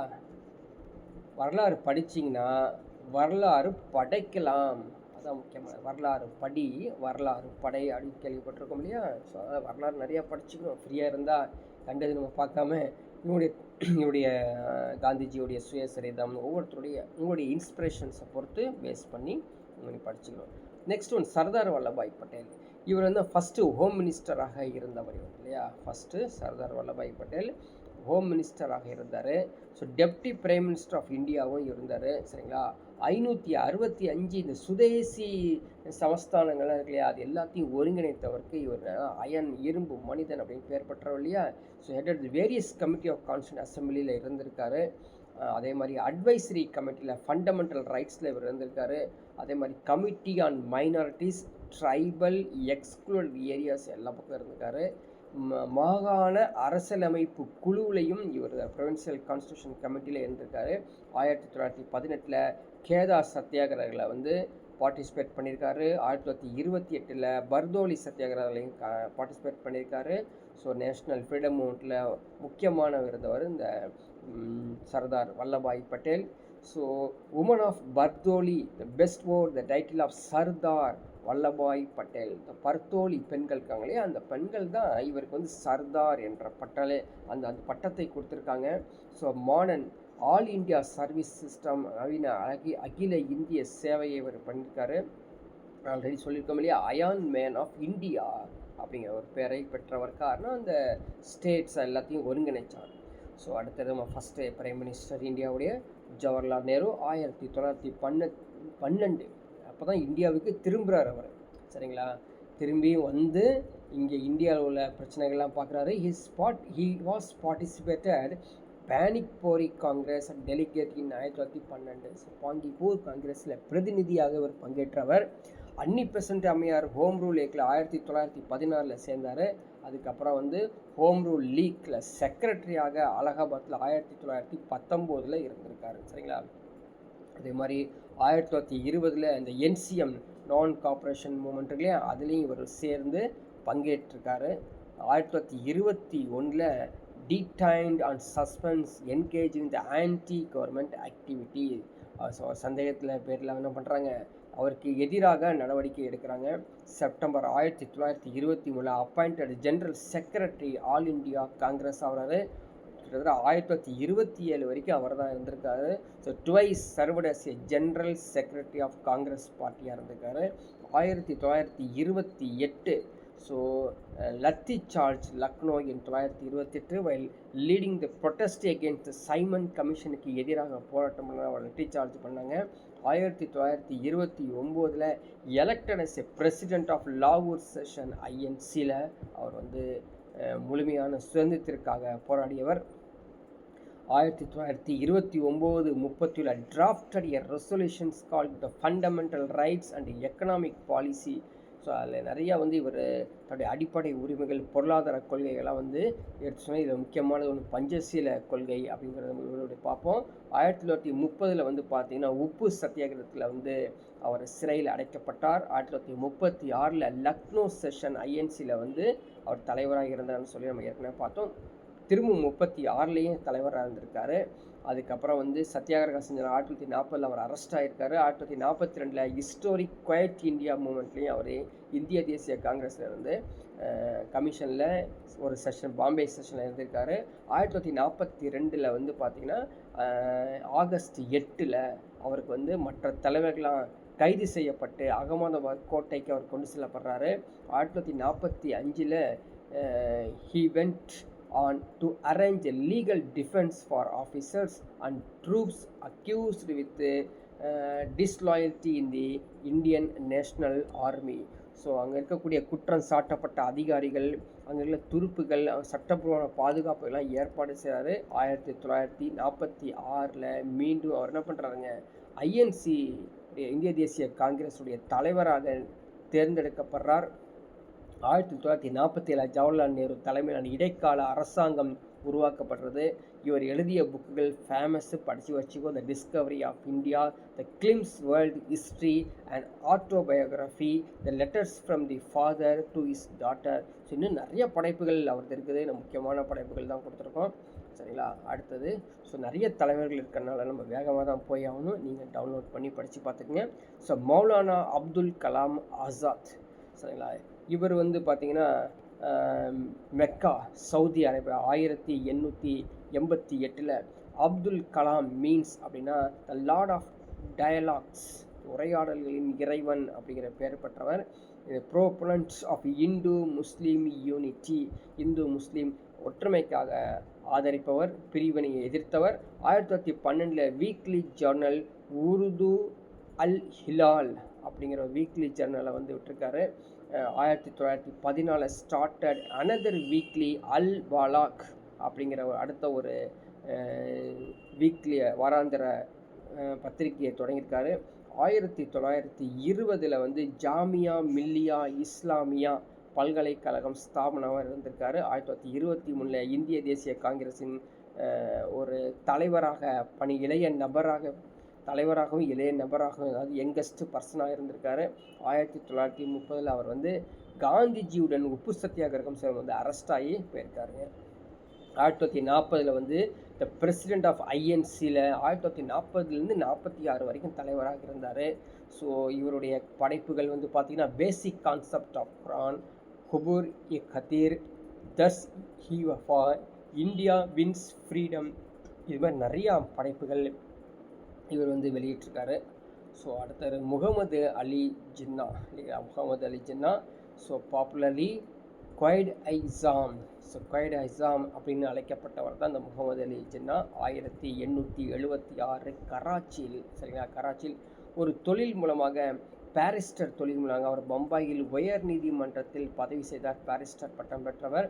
இவர் வாழ்க்கையே வந்து பார்த்திங்கன்னா அரசியல் வாழ்க்கையாக இருந்தது. ஸோ இந்து முஸ்லீம் ஒற்றுமைக்காக பாடியவர் தான் Muhammad Ali Jinnah. 1916 he was elected as the president of Muslim league, சரிங்களா. அதே மாதிரி 1916 வந்து இந்த லக்னோ பேக்ட், இல்லையா, அந்த லக்னோ ஒப்பந்தத்தில் உருவாக்கல முக்கியமானவரும் சேர்ந்தவர். இவர் முகமது அலி ஜின்னா என்ன பண்ணுறாரு, இந்திய ஹோம் ரூல் லீக்கில் முக்கிய தலைவராக இருக்கார். இவர் வந்து இந்திய தேசிய காங்கிரஸ் தொடக்கப்பட்ட போது நான் கோஆப்ரேஷன் ஜின்னா இந்த கொள்கையை எதிர்த்து காங்கிரஸில் இருந்து விலகினார். நான் கோஆப்ரேஷன் வேண்டாம் அப்படிங்கிறது தான் இவருடைய முக்கியமான கருத்தாக இருந்தது. The first political leader to raise the voice against salt tax, அதாவது இந்த உப்புக்கு வரி செலுத்த மாட்டோம் அப்படிங்கிற குரல் கொடுத்த முதல் அது அரசியல் தலைவர் அப்படிங்கிற பெயர் பெற்றவர். 1928 propose the 14-point constitutional reform plan for protecting political rights of Muslims the Indian subcontinent, இந்திய துணைக்கண்டத்திலேயே இந்த முஸ்லிம்கள் அரசியல் உரிமைகள் பாதுகாப்பதற்காக 14 அம்ச அரசியலமைப்பை கொண்டு வந்தார். அதே மாதிரி லாகூர் தீர்மானம் 1940 இரு தேச கோட்பாட்டையும் ஏற்றுக்கொண்டது. 1947 டைரக்ட் ஆக்ஷன் டே, நேரடி நடவடிக்கை நாள் இவர்கள் மூலமாக நடந்தது. சரி, அடுத்தது சுபாஷ் சந்திர போஸ். இவர் வந்து பார்த்திங்கன்னா 23 ஜனவரி 1897, சரிங்களா, இங்கே ஒரிசா கட்டக், அதில் வந்து பார்க்கரம் திவாஸ் அப்படிங்கிற வந்து இவருடைய பேரை வந்து கொண்டாடப்படுகிறது. 1919 வந்து பார்த்திங்கன்னா கிளியர்டு இந்தியன் ஐசிஎஸ் எக்ஸாமினேஷனை கிளியர் பண்ண ஒரு முக்கியமான இந்தியர். ஹைலி இன்ஃப்ளூன்ஸ்டு விவேகானந்தா டீச்சிங்ஸ், விவேகானந்தாவுடைய போதனைகள்லாம் இவர் வந்து ஃபாலோ பண்ணுவார். அதே மாதிரி ஸ்வராஜ் அப்படிங்கிற செய்தி பத்திரிகையை தொடங்கியவர் இவர் தான். ஸ்டுட் பூர்ண ஸ்வராஜ்யம் வேணும் அப்படின்ற ஒரு மோத்திலால் நேருடைய அறிக்கையையும் சேர்த்து இவர் பேசியவர். So actually participated Satyagraha, salt Satyagraha 1930. அது மட்டும் இல்லாமல் 1931 அது ஒத்துழையாமை இயக்கம் இடைநிறுத்தப்படுவதை காந்தி இருவின் ஒப்பந்தத்தில் கையெழுத்திடுவதையும் இவர் எதிர்த்தார்னு வச்சுக்கோங்களேன். ஏன் நிறுத்துறீங்க இந்திய தேசிய ஒத்துழைமை இயக்கத்தையும், அதே மாதிரி காந்தி இருவின் ஒப்பந்தத்தில் ஏன் கையெழுத்திடுறீங்களும் எதிர்த்தார். Closely associated with left politics in Congress along with Jawaharlal Nehru and MN Roy. So 1938 அப்படின்னு பார்த்தீங்கன்னா காங்கிரஸ் தலைவர்த்ததில் ஹரிபுராவில் வெற்றி பெற்றவர் இவர். மீண்டும் 1939 திரிபுராலையும் அவர் வந்து வெற்றி பெற்றார். இவருடைய கருத்துகள் வேறுபாடுகள் காரணமாக போஸ் என்ன பண்ணுறாரு, ராஜினாமா பண்ணிடுறாருங்க. சரிங்களா. Due to found new party the forward bloc அப்படிங்கிற ஒரு புதிய கட்சியை வந்து அவர் உருவாக்குறாரு. 1943 he reached Japanese control Singapore from Germany in July, issued the famous called Delhi Chalo. அங்கே போய் இருந்துக்கிட்டேங்க எங்கே ஜப்பானில். அதுக்கப்புறம் ஜெர்மனிலேருந்து ஜப்பானுக்கு போய் அங்கே கட்டுப்பாட்டில் சிங்கப்பூரை வந்து போகிறாரு. சிங்கப்பூரில் அங்கேருந்து சொல்கிறாரு டெல்லி சலோ அப்படிங்கிற ஒரு முழக்கத்தை அங்கே போய் விடுறாரு. 1943 21 அக்டோபரில் announce the formation of Azad Hind government and Indian national army, இந்திய தேசிய இராணுவ அமைப்புன்னு சொல்லி அறிவிக்கிறாரு. அதான் ஐஎன்ஏ. ஸோ ஐஎன்ஏ வந்து நிறைய இராணுவ போர் கைதிகளை உள்ளடக்கிய மோகன் சிங் கீழே வந்து முதல்ல ஐஎன்ஏ உருவாக்கப்பட்டது. அதுக்கப்புறம் INA include both Indian prisoners of war from Singapore, Indian civilians in South East Asia. அந்த ஸ்ட்ரென்த் க்ரோ 50,000 அந்த போர் வீரர்களையே சேர்த்து உருவாக்குனது ஐஎன்ஏ. 1944 இம்பாலிலும் பர்மாவிலும் இந்திய எல்லைக்குள் தேச நாட்டுப்படைகள் ஐஎன்ஏ வந்து போரிட்டது. So 1945 he was died the plane crash in Taiwan. இந்த பிளான் கிராஷில் வந்து அவர் இறந்துறாரு. ஓகேங்களா. அடுத்தது த பீம்ராவ் ராம்ஜி அம்பேத்கர். இவர் மத்திய பிரதேசில் பிறந்தார். 14 ஏப்ரல் 1891. இவர் 1912 economics and political science Bombay யூனிவர்சிட்டியில் கம்ப்ளீட் பண்ணவர். 1916 he passed his second MA and later completed his PhD in economics from Columbia. 1927 பாருங்கள் என்ன பட்டம் படிச்சிருக்காரு, பிஹெச்டிலாம் படிச்சிருக்காரு இல்லையா. ஸோ அந்த காலத்தில் பிஹெச்டிங்கிறது சாதாரண விஷயமா. emerged as a national leader with pan-India vision of modernity with ideals of social justice and equalities-க்காக பாடுபட்டவர். 1923 பிஷ்கிரித் ஹிட்கார்னி சபா, சரிங்களா. ஸோ பிஷ்கிரித் ஹிட்கார்னி சபா அப்படிங்கிற ஒரு சபா இது. ஸோ அவுட்காஸ்ட் வெல்ஃபேர் அசோசியேஷனை தாழ்த்தப்பட்டவர்களுக்கிடையே கல்வி கலாச்சாரத்தை பரப்புவதற்காக அர்ப்பணித்தார். 1927 Ambedkar has decided to launch active movements against untouchability, அதாவது இந்த தீண்டாமைக்கு எதிரான தீவிர இயக்கங்களை உருவாக்கணும் அப்படின்னு நினச்சார். 1927 Ambedkar publicly condemn the classical Hindu text Manusmritis, சரிங்களா, justifying caste discriminations and untouchability எல்லாத்தையும் வந்து அவர் நிறைய வந்து கண்டிக்கிறாரு. 25 செப்டம்பர் 1932 பூனா ஒப்பந்தம் அம்பேத்கர் இந்துக்களுக்கு மத்தியில் தாழ்த்தப்பட்ட வகுப்பினர் சார்பாக இவர் வந்து ஒப்பந்தம் கையெழுத்திடுறாரு. 1936 Ambedkar was founded the independent labour party, Ambedkar சுதந்திர தொழிலாளர் கட்சியை நிறுவுறாரு. ஸோ நெக்ஸ்ட்டு இந்தியாவுடைய ரிசர்வ் வங்கி அவர் தான் டாக்டர் அம்பேத்கர் ஹில்டன் யங் கமிஷனுக்கு இந்திய நாணயம் மற்றும் நிதிக்கான ராயல் கமிஷன் என்று அழைக்கப்படுவது. அவருடைய புத்தகமான the problem of the rupee, its ஹரிஜன் அண்ட் ஹிட்ஸ் திருவின், ஸோ இதெல்லாம் வந்து அவருடைய வழிகாட்டலின் கருத்துவாக்கள் உருவாக்கப்பட்டது.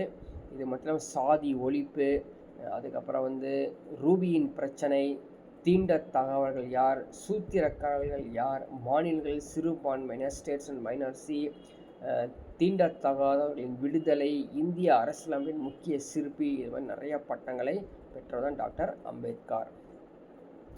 அடுத்து பாருங்க பகத்சிங். 26 செப்டம்பர் 1907. இவர் வந்து பகன்வாலாவில் வந்து பிறந்தவர் தான் இந்த பகத்சிங். இவர் வந்து இந்திய தேசிய இயக்கத்திற்கு கடுமையாக போராட்டம் பண்ணவர். ஸோ லால் பால் அப்படிங்கிற தீவிரவாதத்தின் கட்டம் அப்படிங்கிற, ஸோ கொஞ்சம் காந்திக்கு காந்தி சத்தியாகிரகம்னா இவர் வந்து அடிக்கிறது உதைக்கிறது அது மாதிரி கொஞ்சம் வயலன்ஸ் அதிகமாக யூஸ் பண்ணிடுறாரு இந்த பகத்சிங். 1923 இந்த பகத்சிங் இந்த நேஷ்னல் காலேஜில் ஜாயின் பண்ணுறாரு இங்கே லாகூரில், which was founded the managed Lal Lajpat Rai and Bhai Parmanand. அவருடைய வந்து ரொம்ப லால் லஜபத் மற்றும் பாய் பர்மனாண்ட் ஆகியோரால் நிர்வகிக்கப்பட்ட அந்த கல்லூரியை வந்து அங்கே தான் படிக்கிறாரு. 1924 கான்பூரில் he became a member of Hindustan Republican Association started சச்சேந்திரநாத் சனையால் in 1923. நிறைய அசோசியேஷன் பண்ணுறாரு. சந்திரசேகர் ஆசாத் கூட சேர்ந்து மெயின் ஆர்கனைசராக இவர் வந்து ஒர்க் பண்ணுறாரு. 1925 பகத்சிங் வந்து லாகூருக்கு திரும்பும்போது அந்த அடுத்த வருடத்திலே அவருக்கு வந்து பார்த்தீங்கன்னா சகாக்கள் நவ்ஜான் பாரத் சபா என்ற பேரொளி இளைஞர் அமைப்பை அவர் தொடங்குறாரு. 1927 the first arrested the charges associated with Kakori case. சரிங்களா, காக்ரி கேஸ் அப்படிங்கிறது வந்து ஒரு முக்கியமான கேஸாக இருந்தது. அது வித்ரோஹி கிளர்ச்சி புனைப்பெயரில் கூறப்படுவது. இந்த வித்ரோஹி ரிபல்லையா அதில் வந்து அவருக்கு அரெஸ்ட் ஆகிறாரு. 1928 Bhagat Singh change the name of HRA to Hindustan socialist republic association HSRA அப்படிங்கிற ஒரு கட்சியோடைய பேரை வந்து மாற்றாரு. 1930 when Azad was shot, the HSRA collapsed. The நவ்ஜவான் Bharat Sabha replaced HSRA in Punjab. அந்த நவ்ஜவான் பாரத் சபா பஞ்சாப்பில் வந்து வேற ஒரு நேமில் திரும்ப ஆரம்பிக்கிறாங்க. 1929 வந்து லாகூர் கான்ஸ்பிரசி கேஸ், லாகூர் சதி வழக்கில் அவர் வந்து உள்ளே போகிறாரு இல்லையா, ஜெயிலுக்குள்ளே போகிறார். அங்கே வந்து லாலா லஜபதி ராயின் மரணத்திற்கு பழிவாங்க பகத்சிங் அவருடைய கூட்டாளிகளுக்கு காவல்துறை கண்காணிப்பாளராக ஜேம்ஸ் ஏ ஸ்கூட்டை வந்து கொலை செய்து திட்டமிடுறாரு. இருப்பினும் புரட்சியாளர்கள் தவறுதலாக ஜேபி சண்டர்ஸை வந்து கொன்றனால இவருக்கு தூக்கு தண்டனை எல்லா பிரச்சனையும் இவர் வருது. பகத்சிங் 1929 ஏப்ரல் 8 பகத்சிங் மற்றும் PK பொது பாதுகாப்பு மசோதா, வர்த்தக தகராறு மசோதா அப்படிங்கிற மசோதா இது கொண்டு வந்து இவரை வந்து என்ன பண்ணுறாங்க, மத்திய சட்டசபையில் வந்து வெடிகுண்டு வீசினார் அப்படிங்கிற கொண்டு வந்து இவர் அரெஸ்ட் பண்ணுறாங்க. Both Bhagat Singh and BK that surrendered thereafter and faced trial so that they could further promote their cause. They were awarded life imprisonment for his incidents. ஆயுள் தண்டனை விதிக்கப்பட்டு அவர் உள்ளே இருக்கார். Bhagat Singh was rearrested the murder of JP Saunders foundly guilty. He was hanged 23rd March 1931 Lahore along the Sukhdev Rajguru மூலமாக இவர் நாங்கள் தூக்கிலிட்டப்படுறாருங்க. ஓகேவா. ஸோ அடுத்த ஒருத்தர் MN ராய். ஸோ மானே பெந்திரநாத் ராய் இவர் கம்யூனிஸ்ட் கட்சியை MN ராய் நிறுவியவர் இவர். ஸோ இவர் வந்து பார்த்திங்கன்னா 1887 மார்ச் 21 அர்பேலியா வெஸ்ட் பெங்காலில் பிறந்தவர். at 14 joined Anushilan Samiti. So Anushilan சமிதியில் சேர்றாரு. அதுக்கப்புறம் பல தடைகள் இருந்தாலும் அவர் வந்து ஜதின் முகர்ஜியின் தலைமையில் ஜுகர்தார் குழுக்கு ஒரு ஒழுக்கமைத்து இவர் வந்து வேலை செய்கிறார். 1915 வேர்ல்டு வார் வந்துடுது. வேர்ல்டு வாருக்கு பிறகு he had begun the Roy made several trips to Indonesia to produce arms to overthrow the British. So வந்து அவர் உலகப்போர் தொடங்கிய பிறகு ஆங்கிலேயர்களுக்கு வீழ்த்த ஆயுதம் வாங்குவதற்காக ராய் இந்தோனேஷியாவிற்கு பல பயணங்கள் மேற்கொண்டிருக்காரு. 1914 அமெரிக்காவில் தரையிறங்க ஒரு முறை, 1917 மெக்சிகோ போயிருக்காரு. அங்கே போய் மெக்சிகோவில் கம்யூனிஸ்ட் பார்ட்டியை நிறுவியவர். 1920 டாஷ்கண்ட் கம்யூனிஸ்ட் பார்ட்டி இந்த டாஷ்கண்டில் உருவாக. செகண்ட் வந்து பார்த்திங்கன்னா கான்ஃபரன்ஸ் வந்து கம்யூனிஸ்ட் இன்டர்நேஷ்னல் உருவாக்கின டாஷ்கண்டில். 1926 வந்து பார்த்திங்கன்னா சர்வீசிங் தி பாலிசி மேக்கிங் பாடிஸ் த கம்யூனிஸ்ட் இன்டர்நேஷ்னல். ஸோ நிறையா வந்து டைம்லைன் சார்ட் வந்துகிட்டே இருக்கும். ஸோ நீங்கள் வந்து திருப்பி படித்தா மட்டும் தான் ஞாபகத்தில் இருக்கும். 1930 ராய் ரிட்டர்ன் டு இந்தியா. சரிங்களா, 6 ஆண்டுகள் சிறை தண்டனை அவர் விதிக்கப்படுறாங்க. 1924 கான்பூர் பொலிஷ்விக் சதி வழக்குக்காக இவருக்கு வந்து அரெஸ்ட் பண்ணுறாங்க. அவர் ஜெயிலுக்கு போயிடுறாரு இவர். நெக்ஸ்ட்டு 1936 திரும்ப ரிலீஸ் ஆகி இந்திய தேசிய காங்கிரஸில் சேராரு. 1940 வந்து கட்சியை விட்டு விலகி 1947 இந்தியன் ரெனன்சன்ஸ் இன்ஸ்டியூட் ஆஃப் டேராடூன் இந்திய மறுமலர்ச்சி நிறுவனத்தை அவர் 1947 டேராடூனில் ராய் தொடங்குறாருங்க. அடுத்து சூர்யா சென். இவர் வந்து பார்த்தீங்கன்னா நோபாரா சிட்டாங்காங் அப்படிங்கிற பிளேஸில் 22 March 1894 பிறக்கிறாரு. He joined Anushilyan Samiti in Bengal, trained and groomed youngsters weaponry bomb making. வங்காளத்தில் அனுஷீலன் சமிதியில் சேர்ந்து ஆயுதம் வெடிகுண்டு தயாரிப்பில் இவர் வந்து இளைஞர்களுக்கு பயிற்சி அளிக்கிறாரு. 1930 சிட்டாங்காங் ஆர்மரி ரைடு, அதில் வந்து அது சிட்டாங்காங் ஆயுத களஞ்சியம் உருவாக்குறாரு. Sen associate the plan, Ganesh Ghosh, Lokenath Bal, Ananda Singh அவங்களோட சேர்ந்து இவர் வந்து இந்த பகுதி எல்லாத்தையுமே வந்து தன் கண்ட்ரோலில் வச்சுக்கிட்டு இந்த சிட்டாங்காங் ஆயுத களஞ்சியத்தை புதுப்பித்து கொண்டு போகிறாரு. ஸோ தொலைபேசி, தந்தி, ரயில் பாதைகள் எல்லாத்தையும் வந்து துண்டிக்க முன் வராரு. ஸோ ஒரு தற்காலிக புரட்சிகர அரசாங்கத்தை இவர் அறிவிக்கிறாருங்க. ஸோ பல சோதனைகளுக்கு பிறகு ஜலாலாபாத் ஹில்ஸ் நோக்கி தப்பி செல்கிறாரு.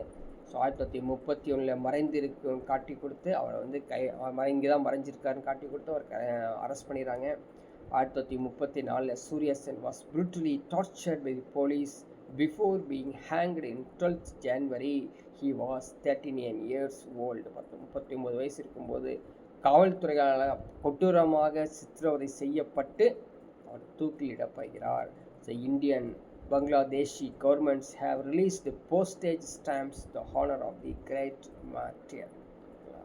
ஸோ அடுத்த சரோஜினி நாயுடு, இந்தியாவின் நைட்டிங்கேல் என்று அழைக்கப்படக்கூடிய சரோஜினி நாயுடு. இவங்க வந்து இந்திய தேசிய இயக்கத்தில் பார்ட்டிசிபேட் பண்ணுறாங்க. 1905 1905 என்ன நடந்தது? வங்க பிரிவினை நடக்கும்போது இவங்க பார்ட்டிசிபேட் பண்ணுறாங்க. பிளாக் தொற்று நோயில் நிறைய பேர் வந்து சிரமப்படுக்கும் போது இவங்க வந்து நிறைய சேவைகள் செஞ்சுருக்காங்க. கைசரி ஹி இந்த் அப்படிங்கிற பதக்கத்தையும் மெடலையும் பெற்றிருக்காங்க. 1920 என்சிஎம் ஒத்துழையாமை இயக்கத்தில் வந்து பார்ட்டிசிபேட் பண்ணியிருக்காங்க. அதில் வந்து அரெஸ்ட்டும் ஆகியிருக்காங்க. 1925 இவங்க வந்து first Indian woman president in INC in Kanpur செஷனாக ஃபஸ்ட்டு வந்து எலெக்ட் ஆகிறாங்க. And continue to hold his position 1920 1925 28 வரைக்கும் இந்திய தேசிய காங்கிரஸின் தலைவராக இருக்காங்க. 1931 2வது வட்டமேசை மாநாடு காந்திஜியுடன் அவங்க வந்து பார்ட்டிசிபேட் பண்ணுறாங்க. 1930 லெட் சால்ட் சத்தியாகிரகாவில் வந்து selected by Gandhi to lead the salt Satyagraha. March 21 led 2500 marches Dharasana salt ஒர்க்ஸில் வந்து இவர் பார்ட்டிசிபேட் பண்ணுறாங்க. குவைட் இந்தியா மூமெண்ட்டில் வந்து 1942 வந்து பார்ட்டிசிபேட் பண்ணிவிட்டு she was jailed in 21 months with Gandhiji. சரிங்களா, 1942 வெளியேறு இயக்கத்துலேயும் இவர் வந்து பார்ட்டிசிபேட் பண்ணி ஜெயிலுக்கு போயிருக்காங்க அப்படின்னு பார்த்தோம். அடுத்தது வந்து பார்த்திங்கன்னா இண்டிபெண்டன்ஸ்க்கு பிறகு she was appointed a governor of UP. சுதந்திரத்துக்கு பிறகு ஊபியின் கவர்னராகவும் நியமிக்கப்பட்டவர் இவர். ஹி ரெனோட் poetest English and Urdu. Bazaars of Hyderabad India. Bazaars of Hyderabad 1912. Golden threshold 1905. The bird of time 1912. So படைப்புகள் எல்லாமே நீங்கள் படித்து வச்சுக்கிங்க, எக்ஸாமில் கேட்பாங்க. ஸோ ஒவ்வொருத்தர் படைப்புகள் வெரி வெரி இம்பார்ட்டண்ட். நெக்ஸ்ட் அன்னி பெசன்ட் அம்மையார். இவங்க இந்த as part of the theosophy related works she traveled to India. சரிங்களா? ஸோ அவரது இறையில் தொடர்பாக தான் இந்தியாவுக்கு பயணம் செய்கிறாரு இந்த அன்னி பெசன்ட் அம்மையார். 1898 த சென்ட்ரல் ஹிந்து ஸ்கூலில் வந்து எஸ்டாப்ளிஷ் பண்ணாங்க. பிறகு வந்து பனாரஸ் இந்து யூனிவர்சிட்டியாக அதை பேரை வந்து மாற்றிருக்காங்க. அன்னி பெசன்ட் அவங்க எழுதுனது பார்த்தீங்கன்னா, India was not ruled for its benefit but rather for benefit of its conquerors. So India அதன் நலனுக்காக ஆளப்படவில்லை, மாறாக அதை வென்றவர்களின் நலனுக்காக அப்படின்னு சொல்லி எழுதியிருக்காரு 1902. அதே மாதிரி சைல்டு மேரேஜு, அதே மாதிரி கேஸ்ட் டிஸ்கிரிமினேஷன், இது மாதிரி நிறையா வந்து இவர் எதிர்த்திருக்காரு. ஸோ ஐஎன்சியில் அவர் கொஞ்ச நாள் சேர்ந்திருக்காரு. 1914 Annie Besant launch the all India home rule league. இவங்க தான் வந்து ஹோம் ரூல் லீக்கில் இந்தியாவை கொண்டு வந்தாங்க. 1917 வந்து பிகம் எ பிரசிடென்ட் ஆஃப் ஐஎன்சியாக இருந்திருக்காரு. In India she is widely remembered her role the advancement of Indian education and for being champion of Indian self rule. எல்லாத்துலேயும் இவர் வந்து பார்ட்டிசிபேட் பண்ணியிருக்காரு. இவருக்கு நிறையா பெயர்கள் உண்டு. அடுத்தது பார்த்திங்கன்னா கல்பனா தத். ஸோ கல்பனா தத் அப்படின்னு பார்த்தீங்கன்னா one of the member of Surya Sen's revolutionary group. Surya Sen இருந்தால் பார்த்தீங்கன்னா அவருடைய புரட்சி குழு உறுப்பினராக இருந்தால் Kalpana Dutt. She was arrested 1933. அதுக்கப்புறம் வந்து சென்டென்ஸும் பண்ணிட்டாங்க. அவர் கைது செய்யப்பட்டு ஆயுள் தண்டனை விதிக்கப்பட்டு 6 ஆண்டுகளுக்கு பிறகு 1939 அவர் வந்து விடுதலை ஆனாங்க. கல்பனா தத் வந்து graduated Calcutta university 1940. Communist party of இந்தியாலேயும் அவங்க இருந்திருக்காங்க. She served as a relief worker. அவங்க வந்து பார்த்தீங்கன்னா relief worker during 1943 Bengal famine. So பெங்காலில் பயங்கர பஞ்சமாக இருக்கும்போது இவங்க பண்ணியிருக்காங்க. அதே மாதிரி பெங்கால் பார்ட்டிஷன்லேயும் இவரை வந்து எதிர்த்து போராட்டம் பண்ணியிருக்காங்க. Later she join the Indian statistical institute where she worked until her retirement. So இந்திய புள்ளியியல் நிறுவனத்தில் சேர்ந்துருக்காங்க. கடைசி வரைக்கும் ரிட்டையர்ட் ஆகிற வரைக்கும் அங்கே இருந்திருக்காங்க. அடுத்து அருணா ஆசிஃப் அலி. அருணா ஆசிஃப் அலி. ஸோ இவங்களும் வந்து இந்திய தேசிய காங்கிரஸில் ஒரு மெம்பராக இருந்தாங்க. சால்ட்டு சத்தியாகிரகில் வந்து பார்ட்டிசிபேட் பண்ணிருக்காங்க. அவருடைய age 21. 1942 Aruna Asaf Ali presides over the remainder of quit India movement இருக்குல்லையா, அதில் வந்து பார்ட்டிசிபேட் பண்ணியிருக்காங்க. அதே மாதிரி 1942 நிறையா வந்து இந்திய தேசிய இயக்கத்துலலாம் அவங்க வந்து ரொம்ப நாயகி அப்படின்னு சொல்கிற அளவுக்கு பேர் பெற்றிருக்காங்க. ஒயிட் லேடி அப்படிங்கிற பேரும் அவருக்கு உண்டு. அவர் வந்து நிறைய போராட்டம் பண்ணனால 1942 கைது வாரண்ட் பிறப்பிக்கப்பட்டது. பிறகு அவங்க வந்து கொஞ்சம் தலைமறைவு ஆகி அதுக்கப்புறம் 1942க்கு பிறகு ஒரு இயக்கத்தை உருவாக்குறாங்க. சரிங்களா? அது ராம் மனோகர் லோஹி அவனை சேர்ந்து காங்கிரஸ் கட்சியின் மாத இதழான இன்குலாபை வந்து திருத்துறாங்க. ஜெயபிரகாஷ் நாராயணன், அருணா ஆசாஃப் அலி இவங்களாம் சேர்ந்து காந்தியின் அரசியல் பிள்ளைகள், ஆனால் காரல் மார்க்ஸின் சமீபத்திய மாணவர்கள் அப்படின்னு விவரிக்கப்பட்ட அளவுக்கு இவங்க வந்து தெரிஞ்சவங்க இருக்காங்க. She was a member of Congress socialist party அப்படின்னு தெரிஞ்சுக்கணும். ஸோ அடுத்த ஒரு தலைவர் வந்து உஷா மேத்தா. ஸோ உஷா மேத்தா அவங்க வந்து இந்த ஃப்ரீடம் ஸ்ட்ரகிளில் உள்ள நுழையும் போது அவங்க வயசு 8 வயசு தாங்க, 8 இயர்ஸ் ஓல்டு இல்லையா. ஸோ 8 இயர்ஸ் ஓல்டு இருக்கும்போது இவங்க வந்து அந்த ஃப்ரீடம் ஃபைட்டர்ஸ்க்கு வந்து உள்ளே நுழையிறாங்க. while still young she made the decision to spend her life in service, adopted Gandhian way of life. அவங்க எல்லாத்தையும் அவங்க காந்தி வாழ்க்கை நெறிமுறைகளை பண்ணுறாங்க. குவைட் இந்தியா மூமெண்ட்டில் வந்து பார்ட்டிசிபேட் பண்ணுறாங்க. 14th August 1940 இந்த Mehta along associate started the secret Congress radio அப்படின்னு இந்த வானொலியை திறக்கிறாங்க. அந்த radio broadcast the voice message of Gandhi and several other leaders to the public. Secret radio was also assisted by veteran socialist leader Ram Manohar Lohia. அவன் சேர்ந்து இந்த radio வந்து உருவாக்குறாங்க. She refused to answer any question, was awarded the 4 years imprisonment, release 1946 interim government. அதுக்கப்புறம் இவங்க வந்து order of the home minister Morarji தேசாவுடன் சேர்ந்து அரசாங்கத்தால் சிறிது காலத்துக்கு அப்புறம் இடைக்கால அரசால் விடுவிக்கப்பட்டாங்க. After independent she became a expert the Gandhian thought and philosophy. So அடுத்த ஒருத்தர் லக்ஷ்மி சேகல். லட்சுமி சேகல் இவங்க வந்து குயின் மேரி காலேஜில் படித்தவங்க. என்ன படித்தாங்க? எம்பிபிஎஸ் படித்தாங்க. எம்பிபிஎஸ் டிகிரி பெற்றாங்க மெட்ராஸ் கிறிஸ்டியன்ஸ் காலேஜில் 1938. இப்போ சிங்கப்பூருக்கு 1940 she left for Singapore 1940. During her stay the Singapore where she would come in contact with the member of Azad Hind Force. So Azad Hind force அப்படிங்கிற உறுப்பினராக இவர் தேர்ந்தெடுக்கப்படுறாங்க. அங்கே தொடர்பு கொள்கிறாங்க. when Singapore fell to the Imperial Japanese Army 1942, Dr. Lakshmi was provided aid the many prisoners of wars captured during the Japanese onslaught. சரிங்களா? அதாவது சிங்கப்பூரில் Japan இராணுவத்திலேருந்து வீழ்ந்த பொழுது ஜப்பானிய தாக்குதல்களை கைப்பற்ற அந்த போர் கைதிகளுக்கு நிறைய உதவியவர் இந்த டாக்டர் லட்சுமி.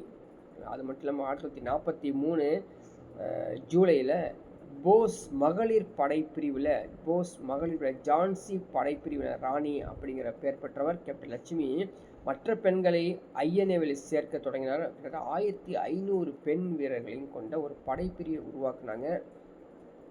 அதே மாதிரி அவங்களுக்கு நிறைய ஃபாலோவர்ஸ் இருந்தாங்க. ஓகேங்களா? ஸோ இது மட்டும் இல்லாமல் இவங்க வந்து இந்த professional government of Azad Hind formed by SC Bose. அதே மாதிரி Sehgal was took over the portfolio women's affair. அதாவது இந்த சேகல் வந்து இந்த எஸ்சி சுபாஷ் சந்திர போஸோட சேர்ந்து சேகல் மகளிர் விவகார இலக்காவை எடுத்துக்கொண்டாங்களாமா. பிறகு இவங்க வந்து பார்த்திங்கன்னா 1945 மே மாதம் பர்மாவில் பிரிட்டிஷ் இராணுவத்தால் கைப்பற்றப்பட்ட கேப்டன் லட்சுமி மார்ச் 1946 அங்கேயே அவர் இறந்துட்டார். ஸோ அங்கேயே இருந்திருக்காரு. அதுக்கப்புறம் வந்து பார்த்திங்கன்னா 1947 captain Lakshmi married Premkumar Sehgal. 1947 they settled Kanpur where she used a medical practice to aid refugees coming during the partition of India. So அதில் அவங்க எல்லாத்தையும் வந்து பேசிக்கலி டாக்டருக்குனால எல்லாத்தையும் ஹெல்ப் பண்ணியிருக்காங்க. ஸோ அடுத்த ஒருத்தர் பார்த்திங்கன்னா ராணி கைடின்லியூ. ஸோ ராணி வந்து ஒரு பிரிட்டிஷ்க்கு எதிராக ஒரு தீவிர கிளர்ச்சிவாதி. சரிங்களா? ஸோ கைடின்லியூ வந்து பார்த்திங்கன்னா பேசிக்கலி 14 ஆண்டுகள் சிறையில் இருந்திருக்காங்க. நிறையா வந்து இந்திய தேசிய போராட்டத்தில் வந்து மறைவாக இவங்க வந்து போராட்டம் பண்ணியிருக்காங்க. 1937 கபினி சமிதி அப்படிங்கிற பழங்குடி அமைப்பில் சேர்ந்தவங்க இவர். 1937 ஜவஹர்லால் நேருவை மீட் பண்ணியிருக்காங்க ஷில்லாங்கில். அதுக்கப்புறம் 1947 finally released after India independence த பிஎம் ஜவஹர்லால் நேரு ஆர்டர்ஸ்.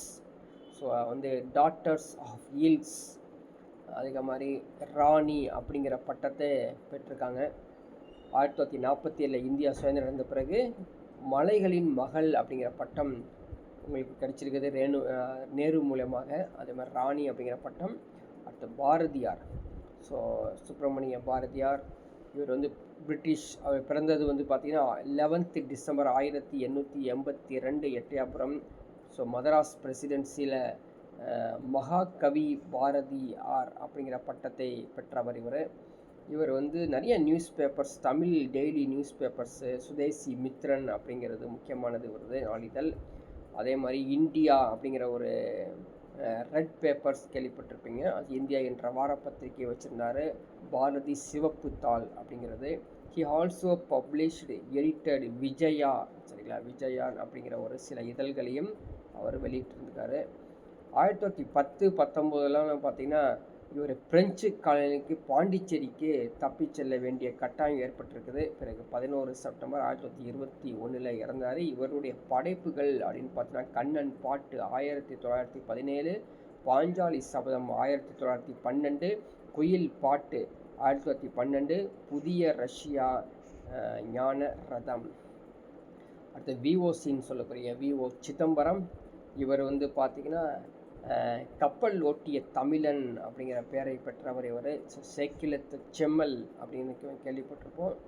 இவர் வந்து பார்த்திங்கன்னா 1872 தான் விஓசி ஸோ வள்ளி நாயகம் உலகநாதன் சிதம்பரம் பிள்ளை விஓசி 1906 சரிங்களா, அந்த ஆண்டில் தான் தூத்துக்குடி மற்றும் திருநெல்வேலி வணிகர்கள் மற்றும் தொழிலாளர்கள் ஆதரவை விஓசி வென்றது. இது முக்கியமான நிகழ்வு. சுதேசி ஸ்டீம் நேவிகேஷன் கம்பெனியில் அவர் வந்து வணிக கப்பல் ஒன்று நிறுவினார். 1908 இவர் வந்து பார்த்தீங்கன்னா தூத்துக்குடி கோரல் மில்ஸ் வேலை நிறுத்தத்தில் வந்து தேசியவாத இயக்கம் 2ஆம் நிலைத்தன்மையை பெற்றது. தூத்துக்குடி 1930 காங்கிரஸ் அலுவலகத்தில் அவர் வந்து இறந்துட்டார். இவருடைய படைப்புகள் எழுத்துக்கள் பார்த்திங்கன்னா நிறையா இருக்கும். 1914 மெய்யாரம், 1915 மெய் அறிவு, 1917 மணக்குடவர் இலக்கிய குறிப்புகள் கூடிய திருக்குறள், 1928 இளம்பூரண இலக்கியம், சுயசரிதை, 1946 ஈவி ராமசாமி, பெரியார் ஈவே ராமசாமி என்று அழைக்கக்கூடிய 1879 ஈரோட்டில் வந்து பெரியார் செல்ஃப் ரெஸ்பெக்ட் தமிழ்ஸ் அப்படிங்கிறத கொண்டு வராரு. 1925 கட்சியிலேருந்து ராஜினாமா செய்கிறாரு சரிங்களா. மேலும் சமூக வாழ்க்கையில் நிறையா வந்து பிராமணர்களை ஆதிக்கத்தை எதிர்த்து நீதி கட்சியை உருவாக்கியவர். இவர் வந்து பார்த்திங்கன்னா வைக்கம் சத்தியாகிரகா 1924 வந்து அந்த சத்தியாகிரகம் செஞ்சதுக்கு அப்புறம் தான் இவர் வந்து ஒரு பெரிய ஹீரோவாக வைக்கம் வீரர் அப்படிங்கிற பெயர் பெற்றார். 1973 94 வயதில் அவர் வந்து இறந்துறாரு. இவருடைய படைப்புகள் வந்து பார்த்திங்கன்னா 1925 மே 2 குடியரசு வார இதழ், ரிவோல்ட் 1928 நவம்பர் 7, ஜஸ்டிஸ் ஓகேவா, ஜஸ்டிஸ் அப்படிங்கிற அடுத்த ஒரு இதழ். அதே மாதிரி புரட்சி வார இதழ் 1933 நவம்பர் 20 வந்து புரட்சி அப்படிங்கிற வார இதழ்.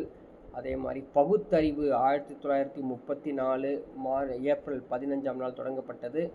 ஸோ இது மாதிரி வரிசையாக அவருடைய இதழ்கள் கண்டிப்பாக எல்லாமே வரிசையாக வருது.